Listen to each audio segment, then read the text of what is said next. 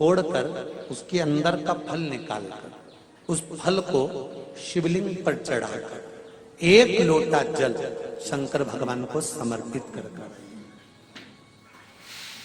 दिन होना चाहिए मंगलवार। कौन सा दिन होना चाहिए? जम के बोलो जरा, मंगलवार। समर्पित करो। उसके बाद में आप विवाह के लिए अगर समर्पित करे हैं तो विवाह में देरी नहीं होगी। व्यवसाय और व्यापार के लिए या नौकरी के लिए समर्पित करे हैं तो उसमें देरी नहीं होगी। एक पत्र में आया है, सुनिए, बड़ा सुंदर संवाद है। शिव महापुराण की कथा कहती है मंगलवार को अगर शिव जी के मंदिर में, शंकर के मंदिर में जाकर 1 लोटा पानी चढ़ाया जाता है तो हमारे कार्य में उन्नति होती है।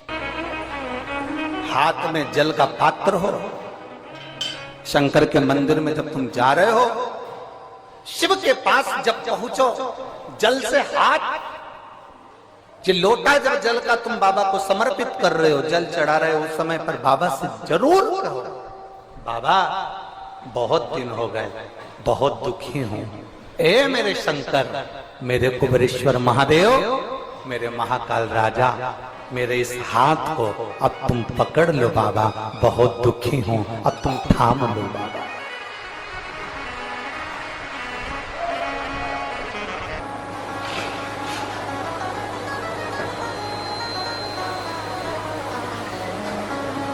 शिव महापुराण की कथा यहां तक कहती है कि यदि आप कोई मंत्र, साधना, व्रत, उपास कुछ भी नहीं जानते तो बेलपत्री के वृक्ष के नीचे 1 लोटा जल चढ़ाओ, प्रदोष की प्रदोष, एक घी का दीप लगाओ और बेलपत्र के वृक्ष के नीचे की मिट्टी का ही तिलक लगाओ।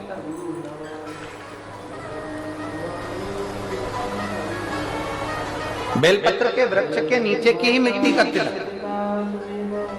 कथा हमको कहती है कि भगवान कभी भी सामग्री का भूखा नहीं रहा, भगवान भोलेनाथ भाव का भूखा रहा। भगवान शंकर को रिझाने के लिए सामग्री की जरूरत नहीं है। कोई चीज तुम पशुपति व्रत करने के लिए गई हो, थोड़ा सामान तुम्हारा घर पर छूट गया, मान लो तुम्हारा कंकु, रोली, मोली, चंदन, हल्दी कुछ घर पर छूट गया, बस एक चीज ना छूटे, जो 6 दिए हैं वो और प्रसाद के 3 हिस्से। जो प्रसाद तुम लेकर जा रहे हो उसके 3 हिस्से करने का सामान वो छूटना नहीं चाहिए। बाकी का तुम्हारी मोली घर पर छूट गई, रोली घर पर छूट गई, चंदन घर पर छूट गया, अगर तगर घर पर छूट गया, कपूर घर पर छूट गया, लोटा पानी का घर पर छूट गया, कोई सामान तुम्हारा घर पर छूट गया, चल जाएगा, बिल्कुल चलेगा। तुम उसमें चिंता मत करना कि मेरी थाली में ये नहीं।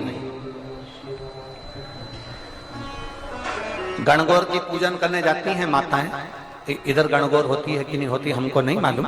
गणगौर की जब पूजन करने माता जाती हैं, तीज का पूजन करने जाती हैं, देवी का पूजन करने जाती हैं, चतुर्थी का पूजन करने जाती हैं, किसी देवी देवता का पूजन करने जाती हैं, पूजन की थाली में दूसरे की थाली में देखती हैं कि बहुत सारा सामान है, मेरी थाली में ये चीज नहीं है, तो उसको याद आती रहती है, मैंने तो भगवान को ये चढ़ाया ही नहीं, मैं तो भगवान को ये देख ही नहीं पाई, मैं तो भगवान को ये दे नहीं पाई, मेरे पास तो ये सामान है ही नहीं, उसकी चिंता में लग जाती है। शिव महापुराण की कथा कहती है जो देवी देवता ने आपके हाथ से बुलवाना था वो सामान देवी देवता ने अपने हाथ से बुलवा लिया, अब चिंता करने की जरूरत नहीं।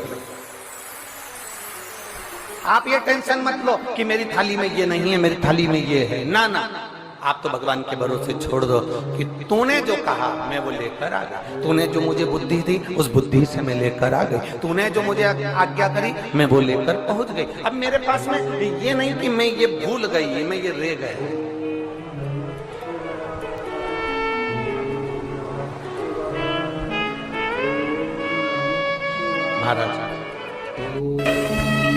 कोई व्यापार नहीं चलता हो, दिक्कत आ रही हो तो हनुमान जी के दूसरे नंबर का भाई गतिमान का स्मरण करो, हनुमान जी के उल्टे पांव का सिंदूर लाकर गतिमान का नाम लेकर स्वस्तिक बना दिया जाए व्यापार वाली जगह पर, तो व्यापार अच्छा चलने लगता है महाराज।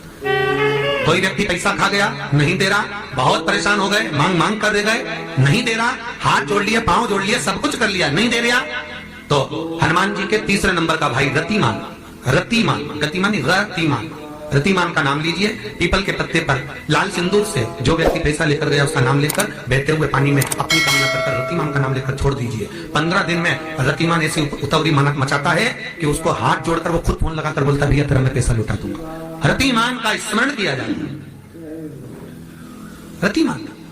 ध्यान दीजिएगा, पंचमुखी हनुमान का एक स्मरण, पंचमुखी हनुमान का एक भाव महाराज। जैसे बहुत ज्यादा तकलीफ अगर व्यक्ति को हो गई है, बहुत कष्टमय जीवन चल रहा है, हार गए हर जगह से और तकलीफमय जीवन चल रहा है, तो पंचमुखी हनुमान का एक शिव महापुराण का और स्कंद पुराण का एक बड़ा सुंदर मंत्र है। उस मंत्र को आप सब एक बार हमारे साथ में बोलें। ओम नमो हनुमते रुद्र अवताराय सर्व शत्रु संहारणाय सर्व रोग हराय सर्व वशीकरणाय रामदूताय स्वाहा। बस इस मंत्र को हाथ में काली तिल लेकर, एक जौ लेकर और गूगल लेकर, थोड़ा सा उसमें गाय का घी डालकर, कंडे को या अग्नि को जलाकर इस मंत्र का 11 बार 21 बार जाप कर कर अपनी कामना कर कर छोड़ दीजिए। कैसा भी रोग हो, बीमारी हो, कष्ट हो, दुख हो, तकलीफ हो, 21 दिन के अंदर वो आनंद आना प्रारंभ कर देता है। इस मंत्र, स्कंद पुराण का, शिव महापुराण का ये मंत्र मूल पंचमुखी हनुमान सुख देते। और एक और चीज याद रखिए हमारा, यदि कोई काम के लिए जा रहे हो, कोई व्यापार के लिए जा रहे हो या नौकरी करने के लिए जा रहे हो और लगी नहीं रही, बहुत तकलीफ पा रहे हो, सर्विस ही नहीं लग रही, बहुत कष्टमय हो गया, तो निवेदन करूंगा